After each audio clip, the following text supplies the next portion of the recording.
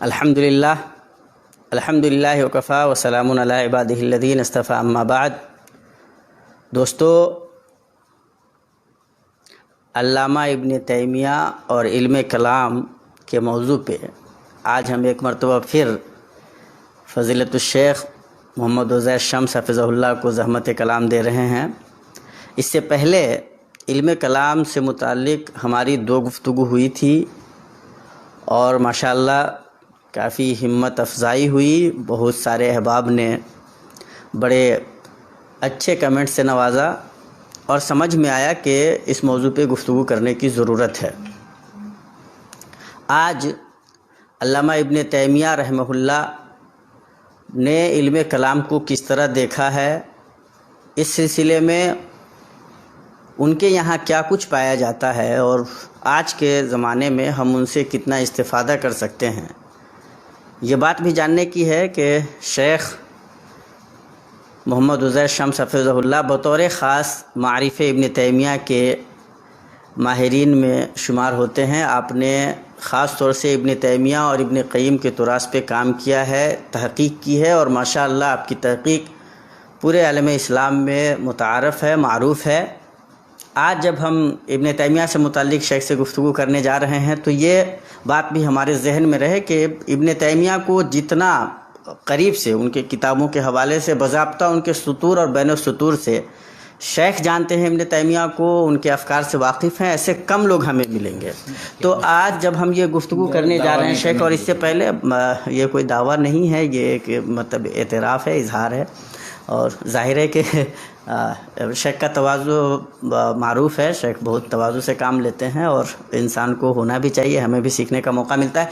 تو شیخ، ہم جب ابن تیمیہ رحمہ اللہ کے بارے میں بات کرتے ہیں تو عام طور پہ یہ تصور کام کرتا ہے کہ انہوں نے علوم جو اسلامیہ ہے، جو کتاب و سنت کے نصوص ہیں، اس کی طرف امت کو لوٹانے کا کام کیا. یہ جو احیاء ہے ان کے یہاں، جو تجدید ہے، وہ اس سے منسلک ہے. اور عام طور پہ یہی ذہن ہے کہ جیسے ہی ابن تیمیہ کا نام آتا ہے تو لوگ ٹھیٹ اسلام کی طرف مطلب ذہن لے کر کے جاتے ہیں. لیکن ہم یہ دیکھتے ہیں کہ ابن تیمیہ ٹھیٹ اسلام کی طرف دعوت بھی دیتے ہیں، قرآن و سنت کو محور بناتے ہیں، لیکن ان کے یہاں مطلب ان مباحث پہ بھی گفتگو ہے، مضبوط گفتگو ہے، جن کا ڈائریکٹ تعلق علم کلام سے ہے یا عقل سے ہے.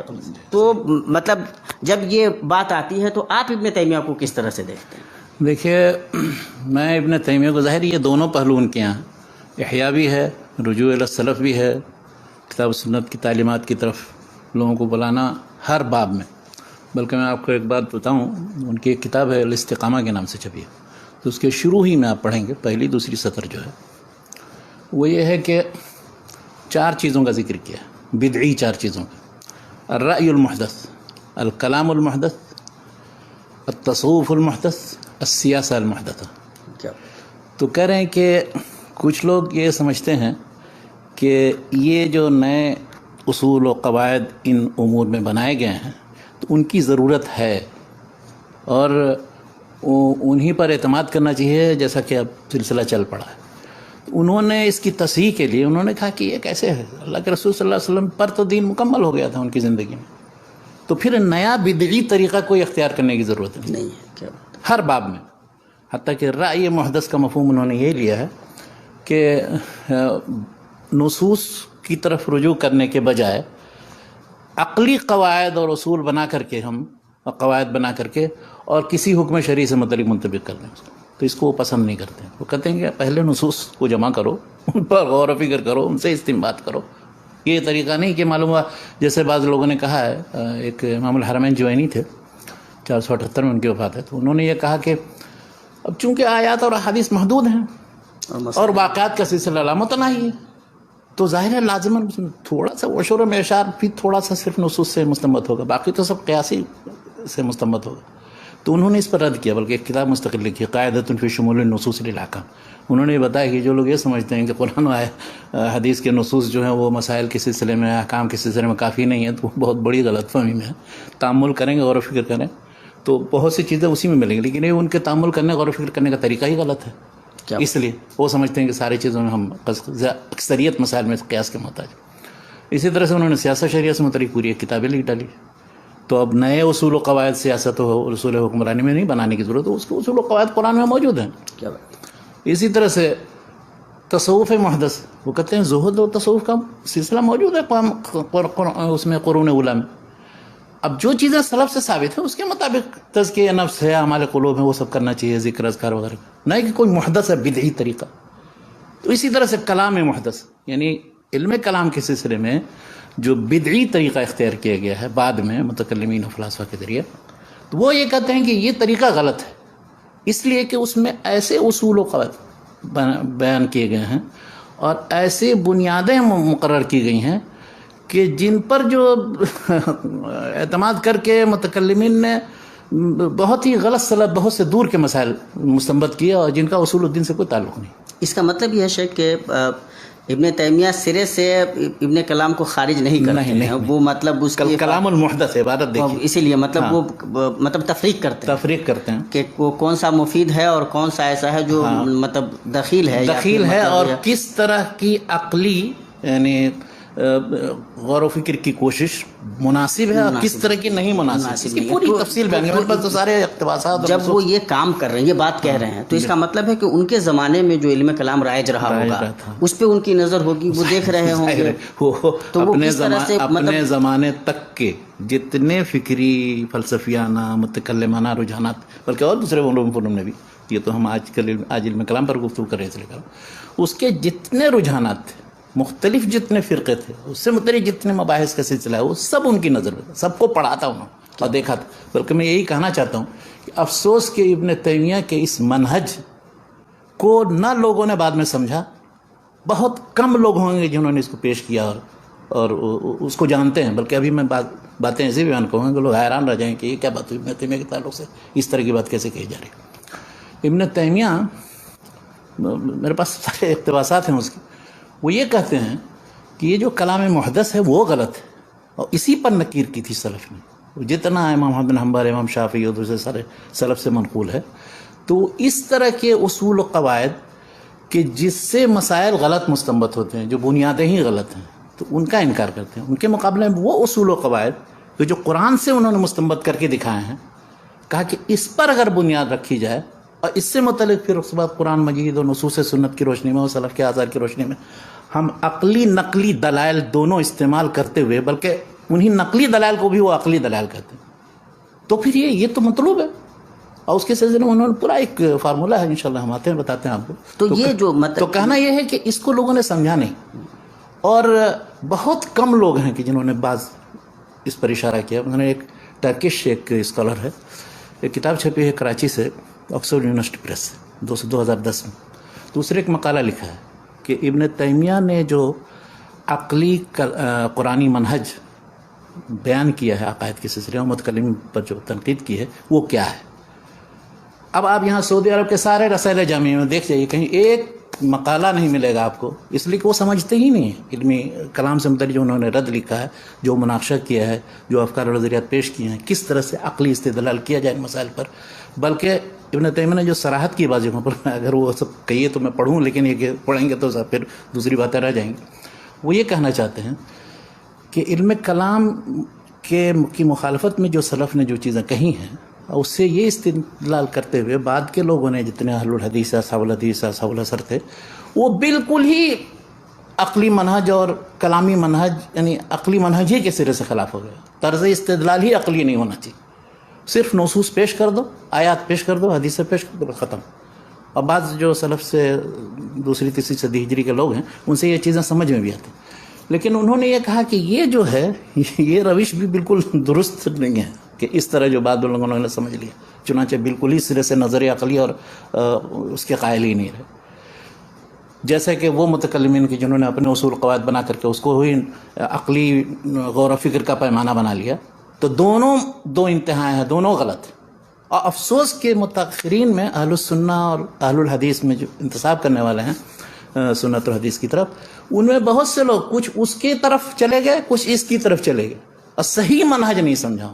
کیا بات ہے. اور انہوں نے یہ کیا کہ بجائے اس کے کہ یعنی ہم عقلی طور پر غور و فکر کو بنیاد بناتے اور ان ادلہ کو جو قرآن میں حدیث میں ہے اس کو صرف ادلہ نقلیہ نہیں سمجھتے متکلمین کی طرف، بلکہ ادلہ عقلیہ بھی سمجھتے کہ قرآن مجید میں غور و فکر و تدبر کی ہر جگہ دعوت ہے اور مثالیں میں موجود ہیں، بلکہ توحید کا اس بات، آخرت کا اس بات، نبوت کا اس بات، قرآن مجید کی حقانیت وغیرہ سب اسی طرح سے ثابت کی گئی، ایسی چیزوں سے کہ جو ہر ایک کے سمجھ میں آتی ہے، اور وہ جو قرآن مجید کی دلائل ہے۔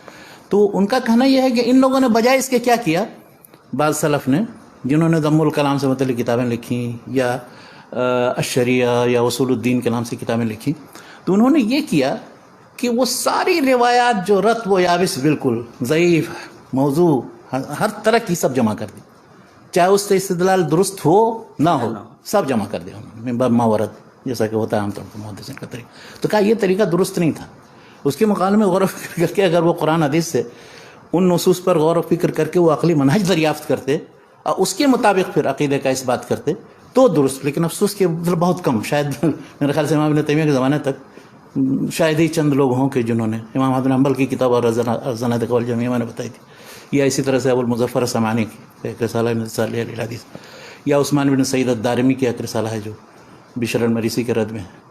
ان لوگوں نے یہ، اب عام دوسری کتابیں دیکھیے تو کچھ نہیں اس میں، بس ایسی ہی ہے۔ ابن قتیبہ نے مثال کے طور پر وہ جو تاویل مختلف الحدیث میں یا اور دوسری کتابوں میں انہوں نے وہ منہج اختیار کیا۔ تو ان کا کہنا یہ ہے کہ یہ منہج جو ہے مخالف اہل سنت نہیں ہے، بلکہ اس کو کچھ لوگوں نے استعمال کیا بھی ہے، اور ہم اگر مزید غور و فکر کریں قرآن مجید تو اس سے اور مزید چیزیں کشید کر سکتے ہیں اور استنباط کر سکتے ہیں، اور ان متکلمین پر رد کر سکتے ہیں جنہوں نے غلط اصول عقائد بنا کر کے اور پورا ڈھانچہ جو ہے عقائد کا تبدیل کر دیا۔ کیا بات ہے۔ تو افسوس یہ ہے کہ مطلب یہ منہج سمجھا ہی نہیں جاتا، ابن تیمیہ کو سمجھتے ہی نہیں، بلکہ ایک ہمارے دوست ہیں عادل الحمدان صاحب یہاں جنہوں نے عقائد کے رسائل جمع کیے، تو انہوں نے کتاب لکھی الاحتجاج بالاحادیث والاثار السلفیہ علی اثبات الصفات۔ اب اس میں ان کو یہ بڑی پریشانی لاحق ہوئی کہ ابن تیمیہ بھی تو کلامی اور عقلی منہج اختیار کرتے ہیں، تو اب کیا کیا جائے، تو اس کے جواب دینے کے لیے ایک فصل قائم کی ہے اس کے اندر پڑھیے۔ تو انہوں نے مطلب طرح طرح کا عذر کیا، کہا کہ کچھ بھی ہو بہرحال سلف نے نہیں پسند کیا ہے، اور یہ اقوال ہیں وہ اقوال ہیں، اور ابن تیمیہ اضطراری شکل میں ضرورت ان کو پڑی تو اس طرف گئے، ورنہ ان کو نہیں چاہیے تھا۔ بلکہ شیخ البانی نے تو ایک جگہ سلسلہ الحدیث صحیحہ میں لکھ دیا کہ کاش کہ ہمارے شیخ جو ہے ان چیزوں میں نہیں پڑے ہوتا، اور یہ البانی نہیں، دوسرے پرانے علامہ ذہبی، عماد الدین واسطی، امام ابن تیمیہ کے زمانے میں یہ کہتے تھے کہ کاش کہ ہمارے شیخ جو ہے وہ فلسفہ اور کلام کے مباحث میں نہیں گھسے ہوتے، ان کی کتابوں میں نہیں اترے ہوتے، بلکہ اب آج اندازہ لگائے کہ ان کے جو ان مباحث سے متعلق جو ان کی تحقیقات ہیں، جو ان کے مطالعے ہیں، جو ان کے آراء ہیں، ان کی کتنی اہمیت ہے موجودہ دور میں، یعنی وہ ابھی تک زندہ ہیں، وہ چیزیں دوسرے متکلمین کے مباحث کی طرح سے مردہ نہیں ہو گئے۔ تو اس لیے کہنا یہ ہے کہ اب ہر شخص اپنے اپنے تخصص میں ہوتا ہے، ظاہر ہے دوسری چیزوں کو نہیں پسند کرتا ہے، لیکن یہ بھی نہیں سوچنا چاہیے کہ نہیں۔ اب اس وقت ابن تیمیہ کا مطالعہ کیا جاتا ہے یہاں سعودی جامعات کے اندر، اس ناحیے سے کسی کو کچھ پتہ نہیں، ذرہ برابر بھی کوئی توجہ نہیں ہوتی ہے کہ ابن تیمیہ کا جو عقلی منہج ہے استدلال کا، جو قرآن سے انہوں نے دریافت کیا، یہ ایک ترکی کو توفیق ہوئی، اس نے وہ مقالہ لکھا ہے اس میں، ابن تیمیہ اینڈ ہز ٹائمز کے نام سے کراچی سے جو کتاب چھپی، اس کا نام ہے سید عذر ولی اس کا نام، اس طرح اس مقالے میں، اس میں ان کا مقالہ دیکھیں، بہترین مقالہ ہے، بہت اچھا تجزیہ اصول و ضوابط اس کے نکالے ابن تیمیہ۔ تو بہرحال کہنا یہ ہے کہ اس موضوع پر توجہ دینے کی ضرورت ہے، اور اہل الحدیث کا منہج صرف یہ سمجھا جائے کہ وہ صرف نقل بس پیش کر دیتے تھے اور کچھ نہیں، تو اب وہ اگر منہج یہ آج کے دور میں اختیار کریں گے تو کہیں کامیاب نہیں ہوں گے دعوت میں۔ اور ضروری ہے کہ وہ اصول کا، میں نہیں کہتا ہوں کہ وہ کلام جو مردہ اور بیکار قسم کے مباحث پر مشتمل ہے، غور و فکر کریں قرآن کی روشنی میں، عقل سلیم کی روشنی میں، اس کے بعد پھر آئیں اور ان شبہات و شکوک کا جواب دیں۔ تو اگر آپ نہیں کریں گے، اگر ابن تیمیہ نے یہی کیا تھا، جتنے ان کے زمانے کے تھے فرقے یا جو گروہ تھے اور کلامی مباحث جن کے اہمیت، چاہے وہ عیسائیوں کے ہوں جو ابو سعید احمد رضی اللہ عنہ، شیعوں کے ہیں تو منہاج السنہ کے اندر انہوں نے رد کیا، متکلمین کے ہیں تو وہ ابن رازی کی کتاب ہی کو پورا ریفیوٹ کیا، بیان تلبیس الجہمیہ، جتنے متکلمین ہیں ان کی سارے اصول اور قواعد پر پورا سمجھیے خط تنظیم در و تارز القول نقل منطق کے اوپر رد کیا۔ تو اسی طرح سے کسی فرقے کو انہوں نے نہیں چھوڑا، یعنی جنہوں نے بھی کوئی عقلی اشتغال کیا تھا۔ لیکن افسوس کہ یہ سب کتابیں یہاں لوگ خرید کے بہت ہی عقیدت کے ساتھ رکھتے ہیں، سمجھ نہیں پاتے ہیں پڑھ کے۔ کیا بات ہے۔ تو آپ تو خود ہی جو ان کے متبعین ہیں وہ نہیں سمجھ پاتے ہیں، تو دوسروں سے کیا آپ توقع رکھتے ہیں کہ وہ پڑھیں گے اور سمجھیں گے؟ اور وہ تو ان مباحث پر توجہ دینے کی ضرورت ہے موجودہ دور میں، ابن تیمیہ نے خاص طور پر جو عقلی استدلال کا جو منہج ہے، اور میں انشاءاللہ آؤں گا کہ موجودہ دور میں کن لوگوں نے اس منہج کا احیاء کرنے کی کوشش کی ہے یا اس کا تتبع کرنے کی کوشش کی، اور سوالات آپ کیجئے دوسرے۔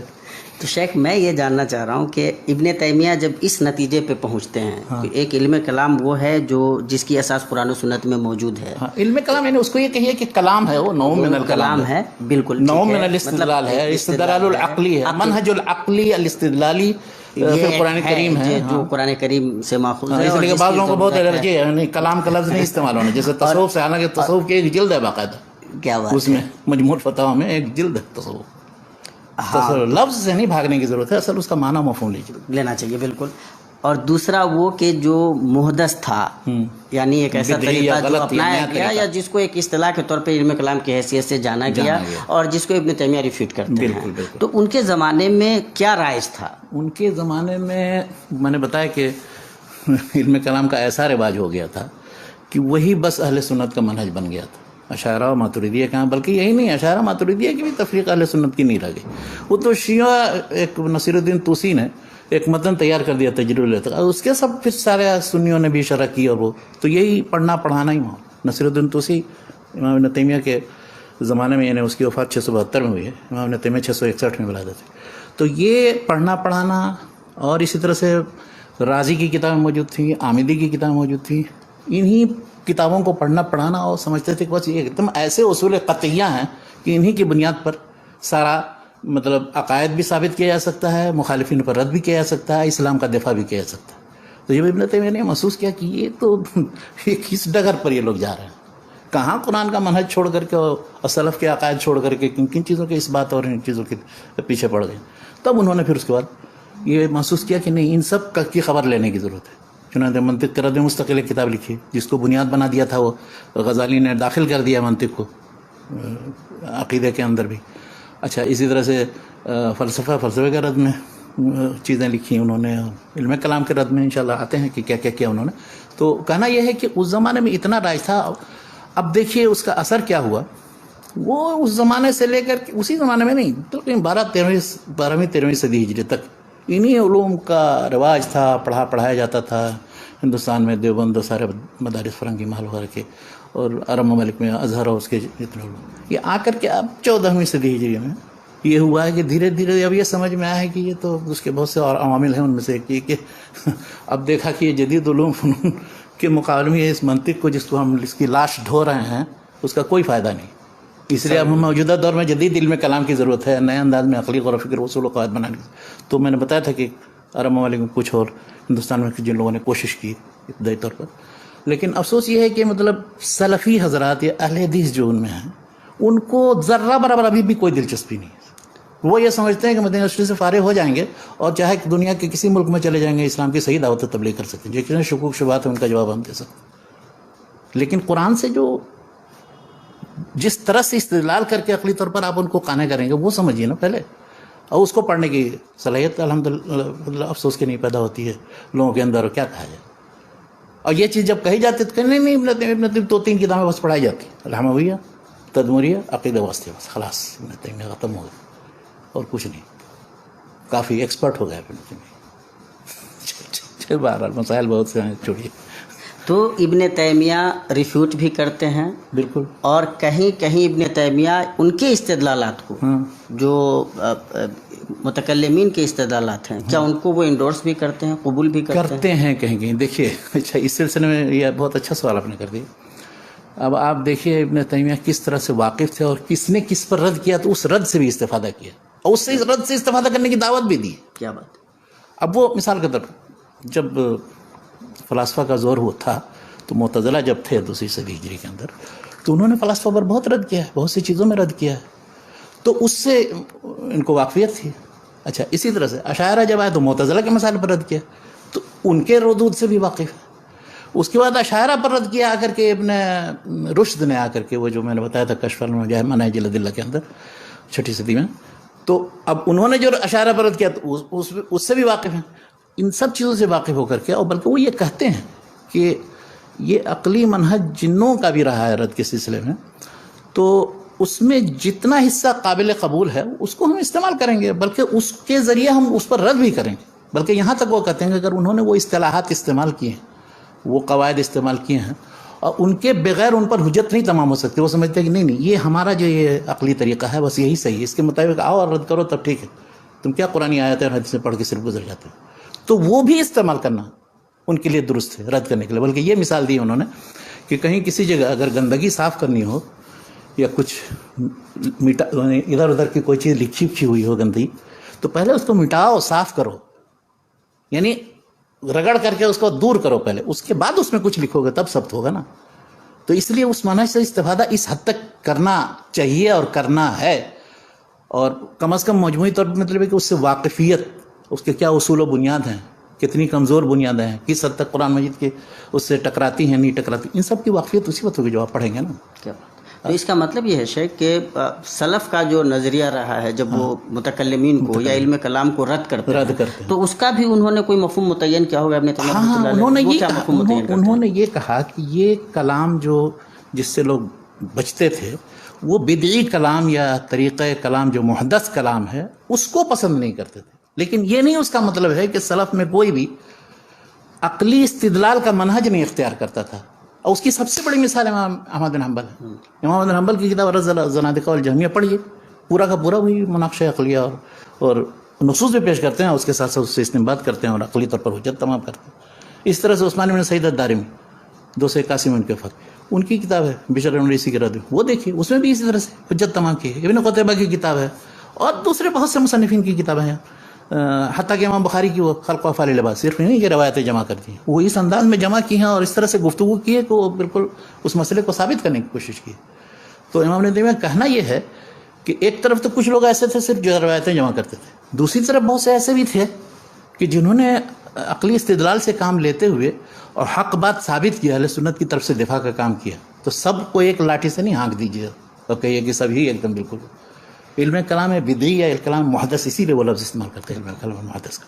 تو اس سے اور بہت سے نصوص میرے پاس ہیں، اگر انشاءاللہ اس پر ایک مقالہ لکھوں گا تو لوگوں کو سمجھ میں آئے. بہت اچھا انشاءاللہ. ورنہ یہاں ابھی پڑھوں گا تو مشکل ہے. ہاں تو جب ایک عام طور پہ اس سے جڑا ہوا مسئلہ بار بار پریشان کرتا ہے کہ عقل و نقل میں اگر مطلب موافقت نہیں ہو، تعارض کی شکل پیدا ہو جائے، تو ابن تیمیہ کس طرح سے اس کو دیکھتے ہیں؟ اگر وہ عقلی استدلال کو بھی قبول کرتے ہیں یا مانتے ہیں، پھر وہ مطلب وہ جو فرق ہے متکلمین کے درمیان کہ کیا محدث ہے اور کیا درست ہے، اس کو بھی وہ ذہن میں رکھتے ہیں.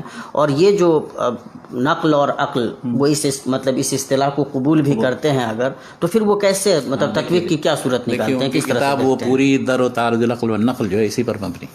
متکلمین کے ہاں یہ بنیادی اصول ہے، بلکہ یہ سب سے اہم بات ہے ان کے ہاں. بلکہ رازی کی جو کتاب ہے اساس التقدیس ہے، تاسیس التقدیس کے نام سے، اسی کے رد میں ان کا بنیادی اصول یہ ہے کہ عقل اور نقل کے درمیان اگر تعارض ہو تو اب 4 صورتوں میں سے کوئی صورت ہوگی. پہلی صورت یہ ہے کہ یعنی عقل اور نقل دونوں کے درمیان جمع کرنے کی کوشش کی جائے اور کوئی تطبیق کی صورت نہیں لکھے دیے تو دونوں کو نہیں تسلیم کیا جائے، تو یہ بھی غلط ہے. تساقط اس لیے کہ ارتفاع نقیض. اچھا دونوں کو تسلیم کر لیا جائے یہ بھی ممکن نہیں، اس لیے کہ آپس میں تناقض ہے.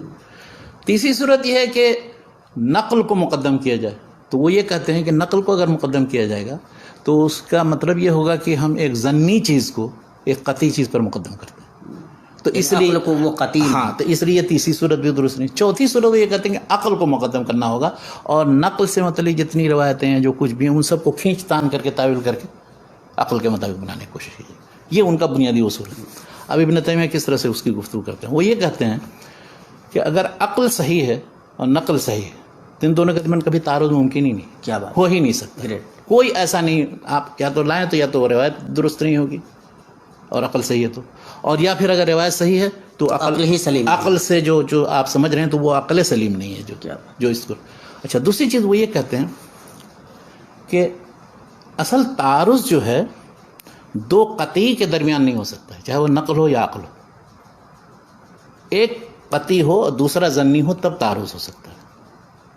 یا تو وہ یہ دلیل کی اس طرح سے تقسیم کرتے ہیں، وہ یہ کہتے ہیں کہ دلیل ہے. اب دلیل جو ہے 2 شکلیں، یا تو ایک بدعی طریقہ محدث اور دوسرا ہے کہ شرعی طریقہ. اب شرعی میں پھر 2 قسم ہیں، عقلی اور نقلی. تو شرع میں جو دونوں عقلی اور نقلی وہ دونوں متطابق ہوں گے، یہ نہیں ہے کہ مخالف ہوں گے ایک دوسرے کے. کیا بات. مخالفت صرف اسی صورت میں ہوگی جب ان دونوں میں سے کوئی ایک گڑبڑ.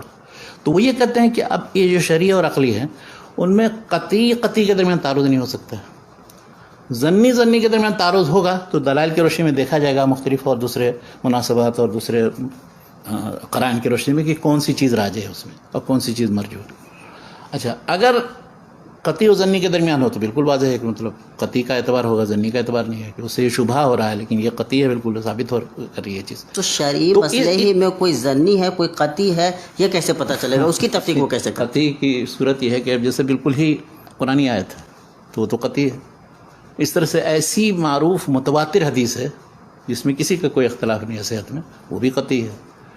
تو اب وہ قطعی ہوئی.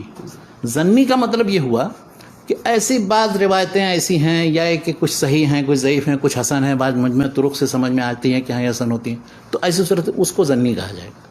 یعنی اس کے مقابلے میں اگر عقل قطعی ہو تو اس کے مقابلے میں ممکن ہے کوئی روایت ضعیف ہو یا جس کو تعدد طرق سے ہم حسن کرنے کی کوشش کر رہے ہیں تو وہ اس کو حسن مان رہے ہیں، جبکہ عقل سے یہ سمجھ میں آ رہا ہے کہ نہیں ایسا نہیں ہے. اچھا ایسے اس کی بہت مثالیں ہیں. ہم ابن قیم کی ایک کتاب آپ پڑھیں گے اگر، المنار المنیف فی الصحیح والضعیف، تو کہتے ہیں کہ بہت سی چیزیں بالکل واضح طور پر عقلی طور پر سمجھ میں آ جاتی ہے کہ لیکن یہ کون سمجھے گا؟ یہ نہیں کہ ہر شخص سمجھے اس میں سے. مطلب جس کے پاس عقل سلیم ہو اور جس نے حدیث کا کافی مطالعہ کیا ہو تو بعض حدیثیں دیکھتے ہی سمجھ میں آ جائے گا نہیں یہ تو ہو ہی نہیں سکتی صحیح. عقل فیصلہ کر رہی ہے کہ ایسا نہیں ہو سکتا. مثلا کوئی بیگن کے فائدے کے وہ جو نصوص قرآن و سنت کے استقراء کے بعد جو عقل بنتی ہے، عقل سلیم بنتی ہے، وہی آسانی سے فیصلہ کر سکتی ہے. اچھا اسی طرح اس کے مقابلے میں یعنی جس طرح سے میں نے بتایا کہ قرآنی آیات ہیں یا حدیث مشہور معروف جو حدیث ہیں یا متواتر وغیرہ، یہ سب بالکل مفہوم پر اپنے دلالت کرنے قطعی. اب اس کو آپ پھیر کر کے کہاں گھمائیں گے؟ آپ کتنی جگہ گھمائیں گے؟ اب استوا کا مفہوم مثال کے طور پر قرآن مجید میں کتنی جگہ استوا کا ذکر ہے، تو اب ہر جگہ تعویل کر کر کے استولا بنائیں گے اور وہ یہ کیا ہے؟ اللہ نے جتنی صفات ثابت کی ہر جگہ صفات کو ثابت کیا، ایک جگہ نہیں ثابت کیا کہ اس کے بارے میں کہیں کہ ہاں یہاں پر کچھ پتہ نہیں کیا کہیں کچھ دوسرا مفہوم تو نہیں. اتنے تکرار کو اس کے ساتھ بیان کیا تو وہ بالکل قطعی چیز ہے، آپ کو ماننا ہی ماننا ہے.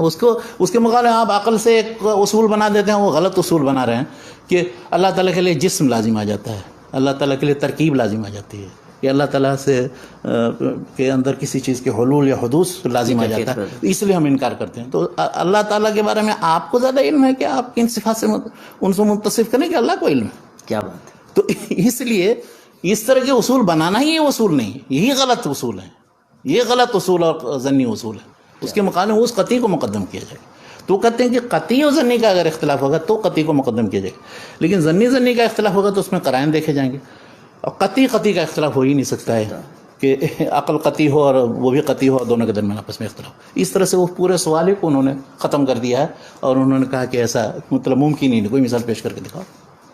کیا بات ہے. تو بے شک جیسے وہ متکلمین جب وہ مطلب استدلال کرتے ہیں انہوں نے اصول متعین کیے ہوئے ہیں اور وہ اصول کی روشنی میں چیزوں کو جانچنے کی کوشش کرتے ہیں. کیا ابن تیمیہ جو قرآنی منہجی اور عقلی استدلال کے قائل ہیں انہوں نے بھی کچھ اصول و ضوابط دیکھے ہیں یا اس کی روشنی میں بات کرنے کی کوشش کی؟ کئی چیزیں انہوں نے. سب سے پہلے تو ایک بہت دلچسپ قسم کا فتویٰ ہے اور ان کا رسالہ ہے، بلکہ پورا تعارض العقل والنقل میں اس میں شامل کر دیا، پہلی جلد ہی کے اندر ہے. اور مجموع الفتاوی میں جو ہے چھپا ہوا تو وہ ناقص ہے، اس میں ناقص چھپا ہے، تو پورا پڑھنا تو ضرورت. اس میں ایک سوال ہے، انہوں نے لکھا ہے کہ میں جب مصر میں تھا تو مجھ سے یہ سوال کیا گیا کہ هل يجوز الخوض في اصول الدین التي لم يذكرها النبي صلی اللہ علیہ وسلم.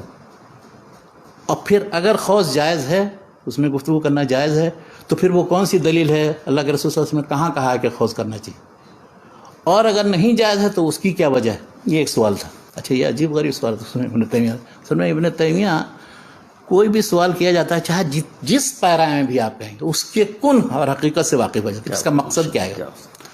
جب ان سے یہ سوال کیا گیا تو ابن تیمیہ نے کیا کہا؟ انہوں نے کہا کہ یہ تو مطلب یہ دونوں جز جو ہے سوال کا یہ خود آپس میں متناقض ہے. کہا کہ جن چیزوں میں اصول دین جن کو آپ کہہ رہے ہیں اور کہتے ہیں کہ اس میں غور و فکر کرنا درست ہے کہ نہیں، جس کو اللہ کے رسول نبی صلی اللہ علیہ وسلم نے نہیں بیان کیا، تو اللہ کے نبی نے جن چیزوں کو نہیں بیان کیا وہ اصول الدین ہو کیسے گئے؟ کیا بات ہے. ناممکن ہے کہ وہ اصول الدین ہو، سوال ہی نہیں پیدا ہوتا. تو اگر اصول الدین ہوتے اور وہ ہیں تو اللہ کے رسول صلی اللہ علیہ وسلم کیا موجود ہے، انہوں نے اسی کے بنانے. جب اصول الدین انہوں نے پہلے فروع بیان کر دیا، اصول نہیں بیان کریں گے، یہ ممکن ہے؟ ایسا ممکن نہیں. اس لیے اس پر پھر یہ وارد کرنا سوال کہ اب اس میں قول فی اصول الدین درست ہے کہ نہیں، یہ آپ کے اپنے اس فہم کے مطابق کہ جن متکلمین نے اور فلاسفہ نے اصول الدین جن چیزوں کو سمجھا ہوا ہے، تو وہ اصول الدین تو واقعی نہیں ہے، نہ قرآن میں نہ حدیث میں، ضرورت اور ان کو اصول الدین سمجھنا بھی نہیں چاہیے. کیا بات ہے. اور وہ اس کے کتنے مضر اثرات اور سب تفصیل، بہت دلچسپ رسالہ ہے وہ، بلکہ اس کو اردو میں شائع کرنا چاہیے، اور پتہ نہیں کسی نے ترجمہ کیا نہیں. شاید ابھی وہ مجموع الفتاوی جو ابھی اس میں سے انتخاب کر کے ایک مجموعہ چھپ رہا ہے انشاءاللہ، ممکن ہے کہ اس میں وہ شامل ہو. اور وہ ایک یہ ہے. اسی طرح سے ایک دوسرا رسالہ ہے معارج الوصول الی ان اصول الدین وفروعہ قد بیانہ الرسول.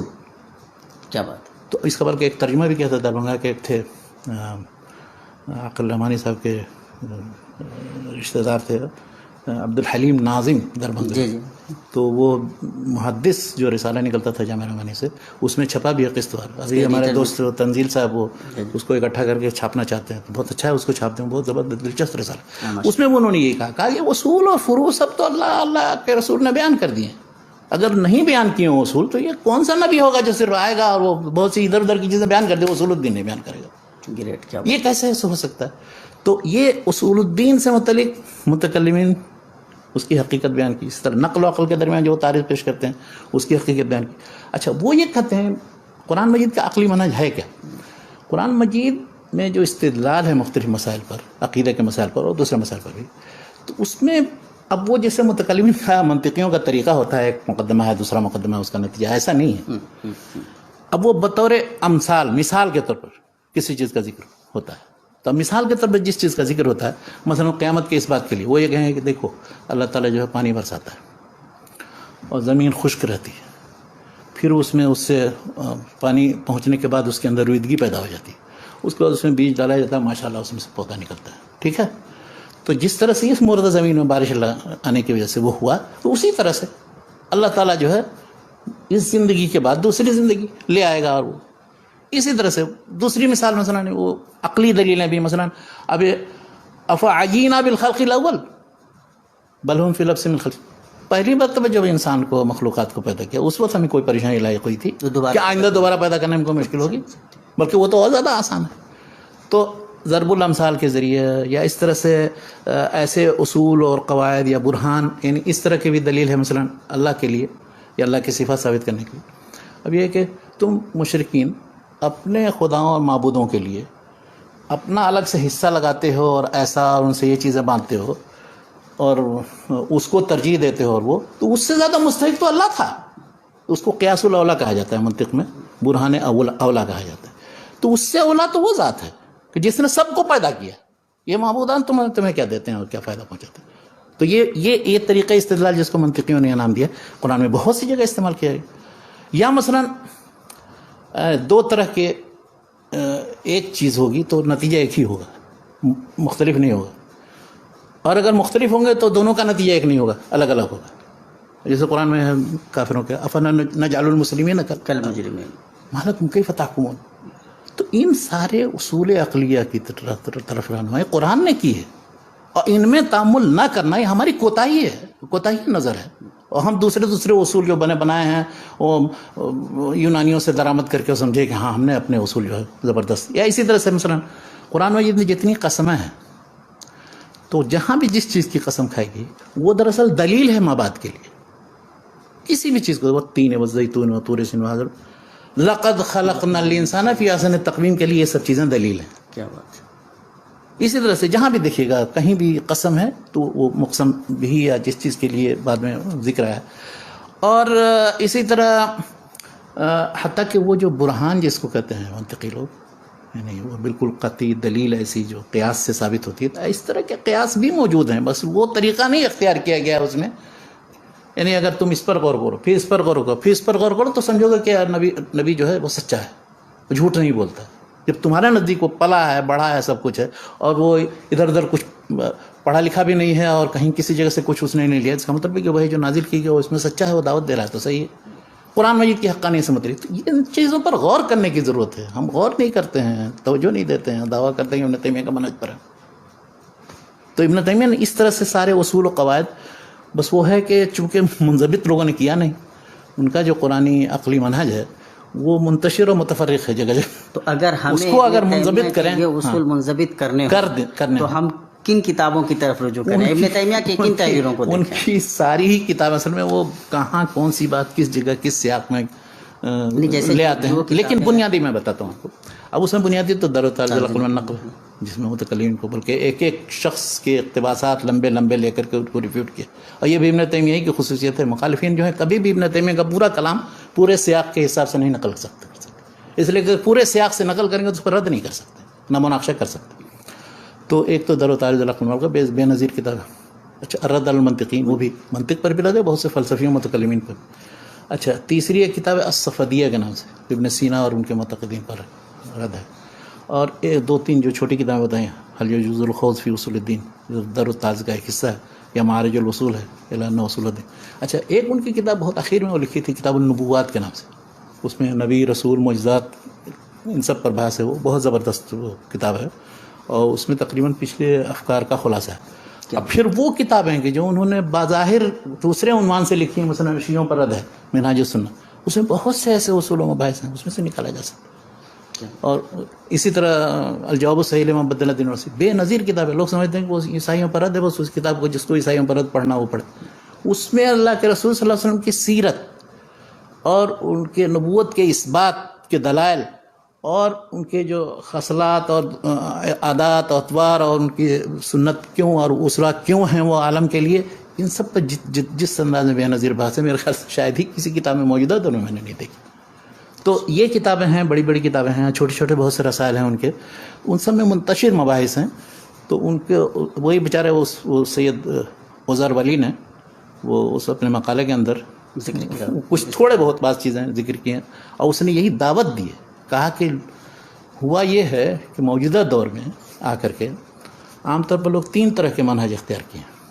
ایک تو پرانے علم کلام سے چپکے ہوئے ہیں، جتنے مدارس میں آپ دیکھ رہے ہیں پڑھائے جا رہے ہیں ازہر وغیرہ، اور اس کی طرف سے دفاع کرنا. اور ایک بہت بڑا ٹرینڈ ہے یہ، بلکہ وہ سلفیوں کا سب سے مخالف ٹرینڈ وہی نہیں. اگر وہ آپ نہیں جانتے ہیں تو آپ کو عالم ہی نہیں سمجھا جائے گا. تو ایک تو وہ اشاعرہ و ماتریدیہ کا. دوسرا منہج یہ ہے کہ بالکل مغرب کی طرف چلے گئے، یعنی اس فلسفیانہ اصول اور قواعد اور عقلی استدلال وغیرہ کے سلسلے میں یہ پورا ذخیرہ متکلمین کا بیکار ہے.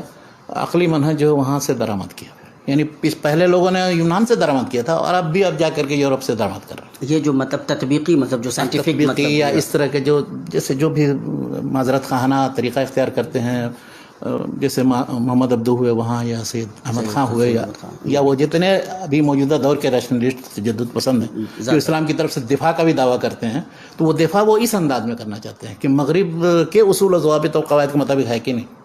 یہ دوسرا ٹرینڈ ہوا. یہ دونوں ایک دوسرے کے بالکل اپوزٹ. ایک ٹرینڈ جو ہے سلفی. اب سلفیوں کا مسئلہ ہے کہ وہ سرے سے عقلی منہج ہی نہیں اختیار کرتے ہیں، بالکل ان کو کوئی دلچسپی نہیں. کتنا بھی ان کو کہنے کی کوشش کیا، وہ بلکہ پوری تعویل کرنے کی کوشش کی، نہیں ابن تیمیہ نے بھی کیا ہے تو ذرا ٹھیک نہیں کیا، یہ ایسا نہیں اگر کرتے تو زیادہ اچھا. تو ان کے یہاں کوئی ہے ہی نہیں، یعنی یہ ایک دم یہ خارج عن الخط ہیں. یعنی ان کو کہا جائے کہ عقلی منہج سے دلچسپی ہے، وہ سیرے سے عدم دلچسپی ہے، رغبت ہی نہیں. خود ابن تیمیہ کتابیں نہیں پڑھ سکتے، نہ سمجھ سکتے، جو ان موضوعات سے ریلیٹڈ ہیں. اچھا کچھ ایسے ہیں جو درمیانی ہیں، بین ہیں، اسلام پسند ہیں، وہ چاہتے ہیں کہ اسلام کا دفاع کریں، عقلی اصول کی بنیاد پر حجت تمام کریں، غیر مسلموں کے اعتراضات کا جواب دیں. تو میں نے بتایا تھا جو ابن تیمیہ سے متاثر، یعنی ان میں سے کچھ لوگوں کو کہا جا سکتا ہے کہ انہوں نے ابن تیمیہ سے متاثر ہو کر کے وہ منہج اختیار کیا، اور الحمدللہ اس کا بہت عرب ممالک میں نے بتایا تھا آپ کو کہ سید رشید رضا مثال کے طور پر ان کا تو کافی اثر بھی زبر. اچھا اسی طرح ہندوستان میں آپ لے لیجیے تو مولانا فراہی نے حجج القرآن کے نام سے ایک کتاب لکھی. اس میں قرآن مجید کے جتنے ادلہ ان کو جمع کرنے کی کوشش. اس طرح سے عقائد کے باب میں بھی القاعد الی اصول العقائد کے نام سے، اس میں انہوں نے کوشش یہی کی قرآن مجید سے وہ دلائل اور اصول. اچھا آپ کو میں بتا دوں، آپ کو رد علی المنطقین جب وہ عثمانی یونیورسٹی حیدرآباد میں تھے، اس وقت ان کو حیدرآباد میں ملی تھی آصفیہ لائبریری، اور اپنے ہاتھ سے نقل کیا ہوتا. وہ نسخہ ابھی بھی دارالمصنفین کے اندر. ہاں کیا بات. تو اس لیے وہ بہت زیادہ قائل تھے، وہ بھی، اور اسی طرح سے شبلی بھی آپس میں میرے پھپھیرے بھائی تھے. تو شبلی بھی جب ان کو وہ ملی ہے رد المنطقین تو ایک دم، تو اب وہ فراہی مثال کے طور پر وہاں ہوئے، اسی طرح سے شبلی ہوئے. مولانا ابوالکلام آزاد تو بالکل سمجھیے کہ ابن تیمیہ کی چیزیں پڑھ کر کے، اور وہی قرآنی اسلوب جو ہے اسی میں سارا الہلال البلاغ جو شروع کیا اسی اسلوب میں شروع کیا.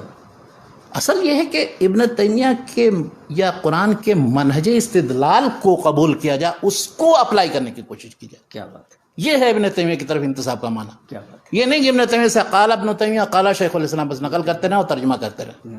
تو یہ ہے ابن تیمیہ کیا اصل منہج اس کو اچھا. اپنانے اور کی کچھ لوگوں کا میں ذکر کرتا ہوں وہ جو موجودہ دور میں ہیں.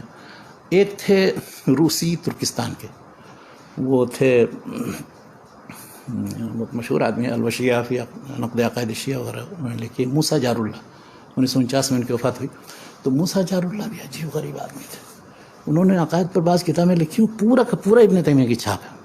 کیا انہوں نے یہ دکھایا کہ یہ سب سارے متکلمین کے جو مناہج ہیں سب غلط ہیں، اور مغربی مناہج جدید جس کے پیچھے ہم دوڑ رہے ہیں وہ بھی غلط ہے. کیا بات، دونوں ہی غلط ہے. یہ طریقہ اختیار کرو جو ابن تیمیہ کا ابن تیمیہ ان لوگوں نے جو قرآن کی طرف دعوت دیا اس کی طرف، اس سے جو استنباط کر کے جو منہج نکالا ہے وہ ہوئے. یا اسی طرح یعنی اور دوسرے کچھ لوگوں کو عرب ممالک میں لیا. مشکل ہے کہ میں نام لوں گا تو لوگ ناراض ہو جائیں کہ ان لوگوں کو کیسے منتسب کر دیا ابن تیمیہ سے. اپنا ہم لوگ منتسب ہیں لیکن آپ تو میدان سے چھوڑ کے بھاگ گئے ہیں میدان میں آنے کے. تو شیخ یہ اس موضوع پہ عقلیات ابن تیمیہ کے نام سے محمد حنیف ندوی رحمۃ اللہ علیہ کی باضابطہ کتاب انہوں نے اس پورے موضوع کا ظاہر ہے کہ دراصل کیا، وہ کس حد تک مطلب کیا کہتے ہیں کامیاب؟ دیکھیے اولاً تو مطلب وہ کتاب چھپی تھی 1966 میں تقریباً.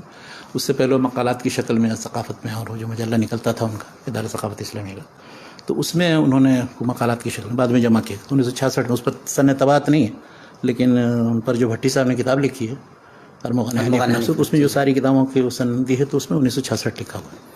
تو 1966 میں یہ کتاب چھپی تھی. اچھا اس وقت ابن تیمیہ کی بہت سی چیزیں نہیں چھپی تھیں کیونکہ بعض چیزیں بس جو ان کو مل گئی تھیں. رد المنطقین چھپی تھی اور در و تعارض العقل والنقل کا ایک ٹکڑا اس پہ چھپا تھا منہاج السنہ کے حاشیے پر، تھوڑا سا حصہ 1 ثلث تقریباً. تو بس اسی کی بنیاد پر انہوں نے پورا سب کچھ لکھ ڈالا ہے جو کچھ لکھا.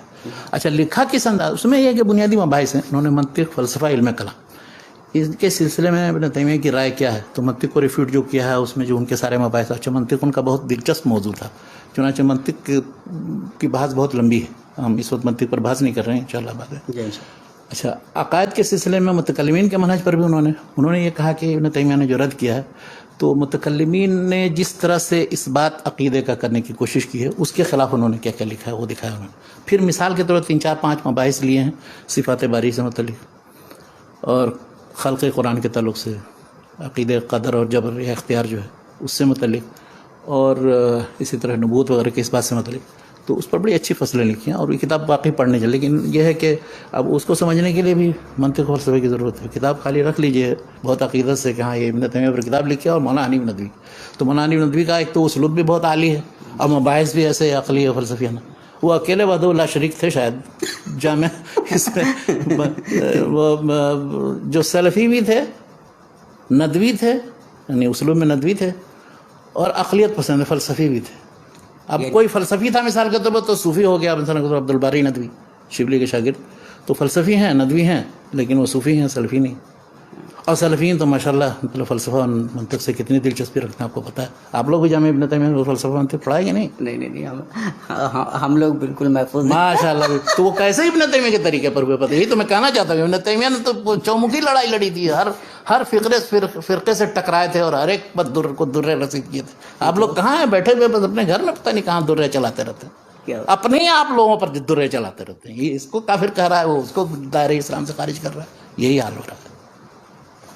اور کہ سوالات سب ختم ہیں؟ نہیں سوالات ختم نہیں. میں تو دیکھ رہا ہوں کہ جو مطلب یہ جو جوش و خروش، نہیں جوش خروش کی بات نہیں ہے. میں یہ کہنا چاہتا ہوں جو لوگ انتساب کرتے ہیں ابن تیمیہ کی، جی بالکل ابن تیمیہ کی کتابیں پڑھنا چاہتے ہیں، بہت اہتمام کے ساتھ اچھے سے اچھے ایڈیشن ڈھونڈتے ہیں، اور ایک ایک کتاب کے 2 ایڈیشن کم سے کم ان کے پاس ہیں. 2 ایڈیشن اس معنی میں کہ مجموع الفتاوی میں بہت سی کتابیں ہیں موجود. الگ سے بھی دیکھیں گے رفع الملام عن الفتنہ، وہ بھی خرید لیں گے. سیاست شریعت دیکھیں گے وہ بھی خرید لیں گے.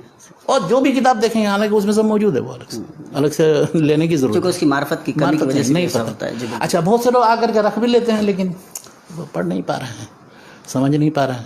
منطق کا حصہ ہے، فلسفہ، علم کلام کا. وہ چاہتے ہیں وہی علامہ ذہبی اور عماد الدین واسطی یا علامہ البانی کی طرح. کاش کہ ہمارے شیخ ان فنون میں نہیں گھسے ہوتے تو ہم کہاں ان کے طریقے پر ہیں. کیا بات ہے شیخ. تو ابن تیمیہ رحمۃ اللہ علیہ نے عقائد کے باب میں خاص طور سے جب مطلب متکلمین کا اپنا ایک طریقہ ہے مطلب اسماء و صفات سے متعلق ان چیزوں کو کس طرح سے وہ ثابت کرتے ہیں یا کس طرح کن چیزوں کو ثابت کرنے کو مطلب وہ غیر ضروری سمجھتے ہیں یا سمجھتے ہیں کہ الٹا اللہ تبارک و تعالیٰ کی ذات کہیں نہ کہیں نشانے پہ آ جائے گی. ان تمام مباحث کو ابن تیمیہ کس طرح سے دیکھتے ہیں اور کیسے ریفیٹ کرتے ہیں؟ دیکھیے بس ایک دو مبحث یہاں ہے جو توحید العبادہ سے متعلق اور توحید الاسماء و صفات سے متعلق. ان دونوں مبحث کو یہ لوگ یہاں پڑھتے ہیں اور ماشاءاللہ مطلب اس کو اچھی طرح سمجھتے ہیں اور اس سے متعلق کتابیں بھی لکھتے ہیں. باقی جتنا کچھ عقائد کے دوسرے مباحث کے تعلق سے تقدیر سے متعلق ہے یا اسی طرح سے متکلمین پر رد کے تعلق سے فلسفی پر رد کے تعلق سے منطقیوں پر رد کے تعلق سے وہ کچھ نہیں. عقائد کی جو بنیادی محتم بشان و بحث صفات باری کا مسئلہ بلا شبہ بہت ہی اہم مسئلہ ہے.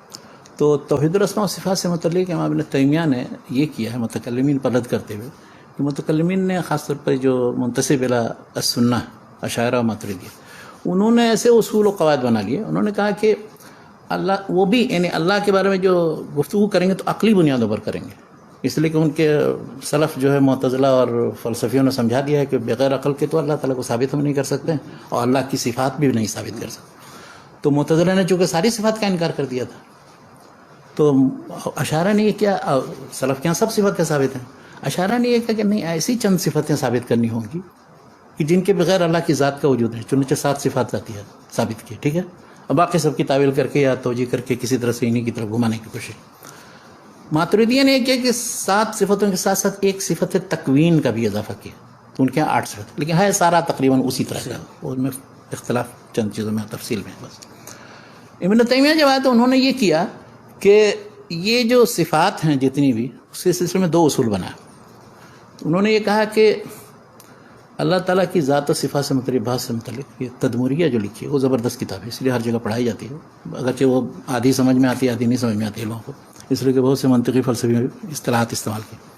انہوں نے یہ کہا کہ الکلام فی الذات کل کلام فی الصفات الکلام فی الصفات کل کلام فی الذات ٹھیک ہے.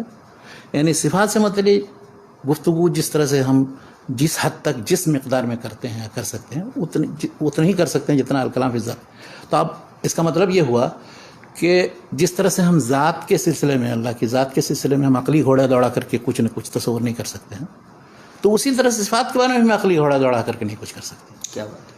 اچھا دوسری طرح اسی طرح سے دوسرا اصول انہوں نے بتایا کہ بعض صفات یا ایک چند صفات سے متعلق گفتگو جو ہے وہ اسی طرح ہوگی جیسے دوسری صفات سے متعلق گفتگو. یعنی اگر ایک صفت آپ ثابت کرتے ہیں اور قرآن میں موجود ہے یا حدیث میں موجود ہے تو دوسری صفت بھی آپ کو لازماً ثابت کرنی پڑے گی. متکلمین کے اصولوں کو کہ وہ نہیں صفات ذاتیہ تو ہم ثابت کریں گے صفات افعال نہیں ثابت کریں گے یا اس کی تعویل کریں گے تو وہ منہج نہیں. اور وہ اس پر بہت لمبا لکھا بہت رد کیا. انہوں نے کہا کہ آپ کے یہاں عقلی طور پر کہاں سارے جتنے فرقے ہیں متفق.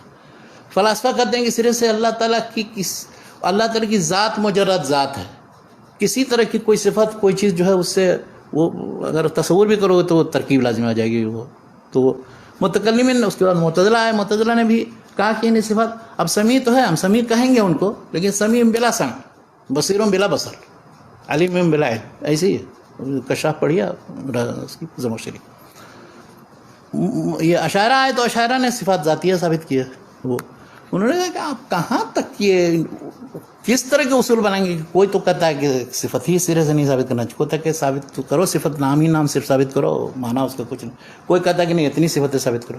تو انہوں نے آ کے یہ کہا کہ نہیں ساری صفتیں جتنی کتاب و سنت میں ثابت ہوں گی وہ سب ثابت کرنا ہے جو موجود ہے بشرطے کہ قرآن حدیث میں اس کا ذکر ہو اور ان کو کسی طرح سے تعویل کر کے توجیہ کر کے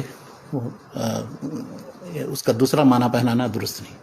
اس لیے کہ عربی زبان میں قرآن نازل ہوا اور سلف نے اس کا یہ مفہوم سمجھا تو عربی زبان اور سنت کے خلاف کوئی تیسرا مطلب لے کر کے ان کی توجیہ و تعویل کرنا یہ طریقہ نہیں. اچھا یہ طریقہ پہلے معتزلہ نے اختیار کیا تھا. تعویل کا منہج جو ہے یہ معتزلہ کے یہاں تھا.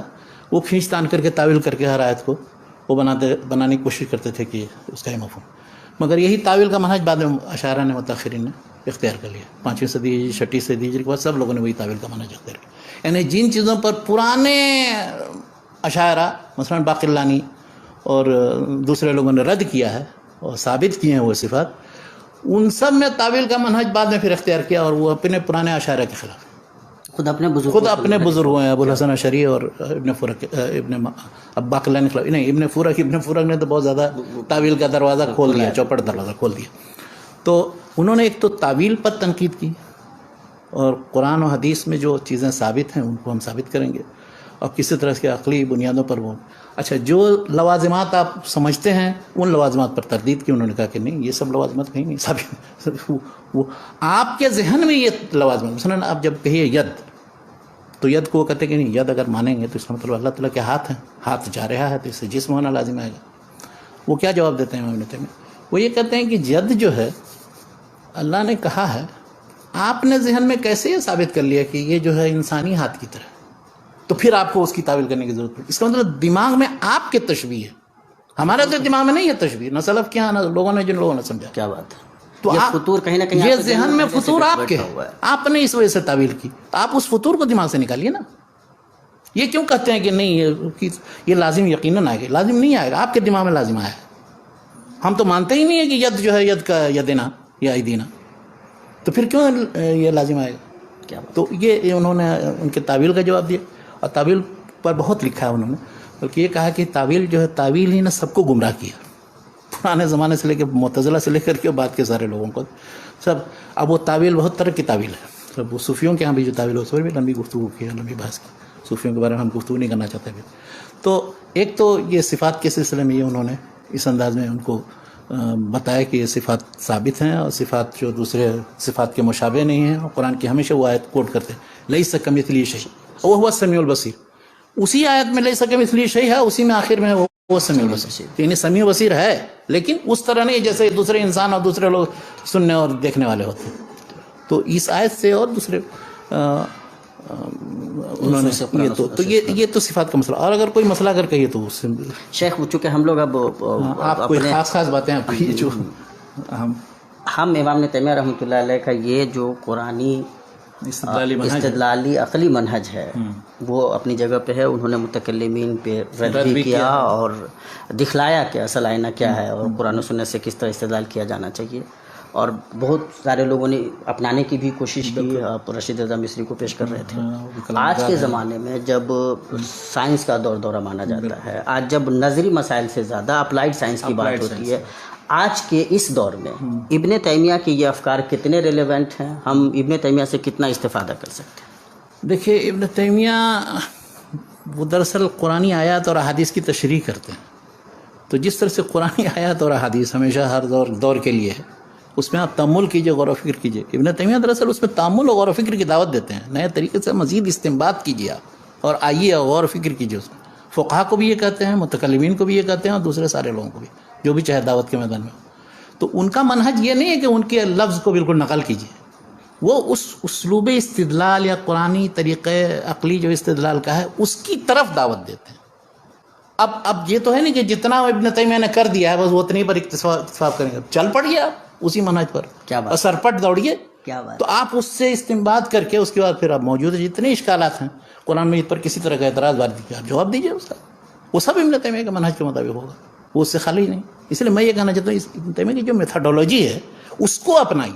کیا بات. ابن تیمیہ کے نصوص کی حرفیت کو نہیں دیکھیے کہ کیا کہا ہے نہیں کہا، اور ہمیں مشکل درپیش ہو گئی ایک جگہ یہ کیوں کہہ دیا اور فلاں جگہ یہ کیوں کہہ دیا. ابن تیمیہ نے بھی اگر کہیں کسی جگہ کوئی غلط بات کہی ہے تو جرأت کیجیے کہ اس کی مخالفت کیجیے. کیا بات. وہ حنیف ندوی صاحب نے یہی کیا ہے عقلیات ابن تیمیہ. کہیں کہ انہوں نے کہا کہ حضرت امام جو ہے یہاں پہ یہ مسئلہ نہیں سمجھ سکے اور اس پر بھی نوٹ چڑھا دیا ہے. تو یہ ہے. لیکن جتنا زیادہ معتقد ابن تیمیہ کے تھے وہ اتنا کوئی فلسفے میں نہیں ہے. تو کہنا یہ ہے کہ ان کی میتھڈولوجی استعمال کیجیے، ان کا طریقہ تفہیم مسائل کا استعمال کیجیے. اور اس لیے پھر آپ کو اچھا بہت سے شبہات ایسے ہیں موجودہ دور کے اگر آپ دیکھیں گے، مثلا الجواب الصحیح محمد الدین المسیح، وہ بھی علم کلامی کی کتاب ہے، ظاہر ہے اسلام کے دفاع میں ہے تو عیسائیوں کو ریفوٹ کرنے کے لیے، اور بہت عظیم کتاب ہے، بلکہ اس جیسی کتاب آج تک نہیں لکھی ہے. یعنی رد عیسائیت میں اس سے عظیم کتاب کوئی نہیں. اور جتنے لوگ بعد میں آئے ہیں سب لوگوں نے، اب عیسائیت تو ہر جگہ مغربی دنیا کے اندر ہے، اور جتنے احمد دیدات اور دوسرے لوگوں نے جو مناظرے کیے ہیں اور وہ ان کو چت کیا بہت سی جگہ مناظرے میں، اور وہاں بہت سی جگہ ضرورت پڑتی ہے وہی اعتراضات لاتے ہیں جس پر ابن تیمیہ نے جواب دیا ہے. اور دیا ہو یا نہ دیا ہو، مقصد یہ ہے کہ اس کے دفاع کے لیے آپ بھی غور و فکر کر کے وہ چیزیں نہیں، وہی تو استدلال عقلی کی تو دعوت دے رہے ہیں وہ. کیا بات ہے. ان کا منہج یہ ہے، ان کا منہج حرفیت نہیں ہے جو موجودہ دور میں ظاہریت اور حرفیت بن گئی ہے. تیمی کے نام سے وہ لوگ ہو گئے ہیں کہ جو بالکل بس پکڑے ہوئے ہیں ابن تیمیہ، اس سے یعنی سرے منہ انحراف اگر کریں گے تو ابن تیمیہ کے مخالف ہو گئے. یہ بیوقوفی کا طریقہ ہے جو موجودہ دور میں اختیار کر لیا گیا. تو اس لیے ابن تیمیہ کو تو میں کہتا ہوں بہت مظلوم ہے. کہیں کسی جگہ ان کی پذیرائی اس طرح سے نہیں ہو سکی. ہاں ٹھیک ہے، نصوص کی حد تک، جیسے مثلا قرآن مجید، مسلمان ماشاء اللہ اتنے اس کے ساتھ اہتمام، حفظ کرتے ہیں سب کچھ، معنی مطلب کچھ نہیں سمجھتے. یہ کون سا حفظ کرنا ہوا؟ یا قرآن مجید کی بہت تلاوت کرتے ہیں، پڑھتے ہیں، کچھ نہیں سمجھ. ایک مرتبہ بچے سے ملاقات ہوئی مئو میں، پوچھا کیا کرتے ہو؟ کہا حفظ کرتے ہیں. کیا ویل لکل مظلوم. میں نے کہا کہ کیا معنی ہے اس کا؟ وہ تو میں نے نہیں سنا. تو دنیا میں کوئی کتاب پڑھی جاتی ہے جو نہ سمجھ میں آئے؟ میں نے اس سے پوچھا کہ اچھا وہ تم جو اردو کی فلاں کتاب پڑھتے ہو سمجھتے ہو؟ کہاں بالکل سمجھتے. کہا وہ ہندی میں؟ ہاں وہ بھی سمجھتے. کہا قرآن نہیں سمجھنے کے لیے پڑھتے ہو؟ وہ ہکا بکا رہا. میں نے کہا چلو کوئی تمہاری غلطی نہیں، یہ منہج کی غلطی ہے، یہاں کے اسلوب کی غلطی. تو اسی طرح سے ابن تیمیہ ہو یا کوئی بھی بڑے سے بڑا مفکر ہے، اس کو پڑھنے کا مطلب یہ نہیں ہے کہ اس کے سارے افکار سے آپ متفق ہیں اور بالکل حرفیت جو کچھ انہوں نے رکھ دیا بس سرے مول اور اس کی طرف سے دفاع کے لیے آستین چڑھائیں گے. یہ کون سی بات ہوئی؟ اگر غلط کہا ہے تو غلط ہے، چھوڑ دیجیے اس کو، ایک کنارے ڈال دیجیے. بہت سی جگہ غلطیاں کی ہیں انہوں نے، صرف کے مسائل میں، دوسرے بعض مسائل میں ابن تیمیہ نے عجیب غلطیاں کی. اس کی تفسیر میں جانے کی ضرورت نہیں ہے، موضوع نہیں. بہرحال انسان تو غلطی تو کر ہی سکتے ہیں. اور مطلب رب السجن احب الی مما یدعوننی الیہ، سورہ یوسف کے اندر ہے.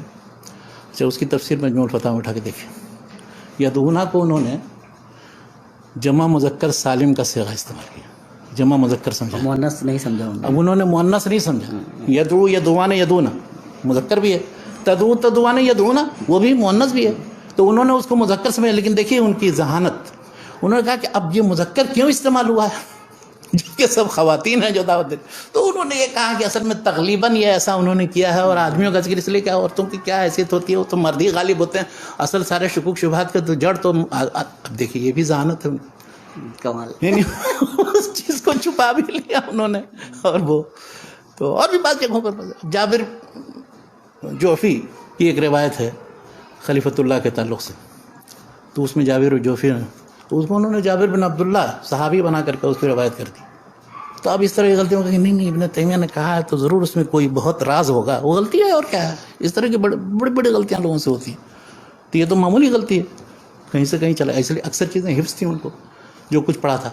تو بس میں کہنا مختصر یہ چاہتا ہوں، جس طرح سے ابن تیمیہ نے اپنے زمانے میں، ان کے زمانے کے جتنے فرقے تھے، جتنے گمراہیاں تھیں، ان سب کو پڑھا مطالعہ کیا تھا.